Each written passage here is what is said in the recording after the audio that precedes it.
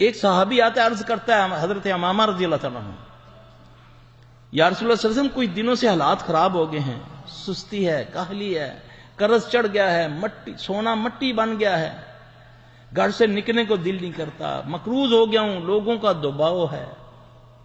رسول اللہ صلی اللہ علیہ وسلم علاج بتا رہے ہیں۔ آپ نے فرمایا تجھے میں چند کلمے سکھاتا ہوں، اس کو پڑھ، اللہ تجھے خیر ڈال دے۔ اللہم انی اعوذ بک من الہم والحزن واعوذ بک من العجز والکسل واعوذ بک من البخل والجبن واعوذ بک من غلبۃ الدین وقہر الرجال۔ صحابی حضرت امامہ رضی اللہ عنہ فرماتے ہیں کہ جب میں نے اس کو پڑھنا شروع کیا، اللہ نے میرے معاملات درست کر دیا۔ یہ نسخے بتا رہا ہوں، یہ ایگزامپل پیش کر رہا ہوں کہ صحابہ کو تکلیف ہوتی تھی، اللہ کے نبی کے پاس آتے صلی اللہ علیہ وسلم، اللہ کے نبی صلی اللہ علیہ وسلم ان کو اللہ کی طرف بھیجتے تھے، اپنے پیچھے نہیں لگاتے تھے۔ آج تو یہ ہے نا کہ سرکار پہلے بیعت لیتے ہیں پھر اس کے بعد لوٹتے ہیں۔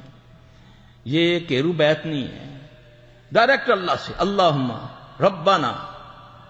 ایک صحابی آ کے عرض کرتا ہے یا رسول اللہ صلی اللہ علیہ وسلم مقروض ہوں، بہت ہی قرضہ چڑھ گیا ہے۔ یہ بلکہ یہاں جو تفسیر ہے اردو والی اس میں وہ واقعہ ہے، سورہ آل عمران کی آیت قول اللہم مالک الملک تؤتی الملک من تشاء۔ لوگ کہتے ہیں نا کہ یہ قرآن اس لیے نہیں آیا، آج کیوں بھرمار ہے ان کی، کیوں آستانوں پر ڈھیر چڑھ گیا لوگوں کا، اس میں اہل توحید کا دعویٰ کرنے والا بھی جا رہا ہے، اس کی وجہ کیا ہے؟ اس کو جب کوئی تکلیف ہوتی ہے تو پھر ہمارے جیسے اس کو ٹرکا دیتے ہیں، پھر وہ اپنی بیٹیاں بہنیں مائیں لے لے کر آستانوں میں جاتے ہیں، اللہ کی قسم ہندوؤں کے پاس علاج کراتے ہیں اہل حدیث جا کر، کیونکہ ہم نہیں ان کو بتاتے علاج موجود ہے قرآن و حدیث کے اندر۔ جو آتا ہے وہ پھر اپنی لوٹ ماری میں لگ جاتا ہے۔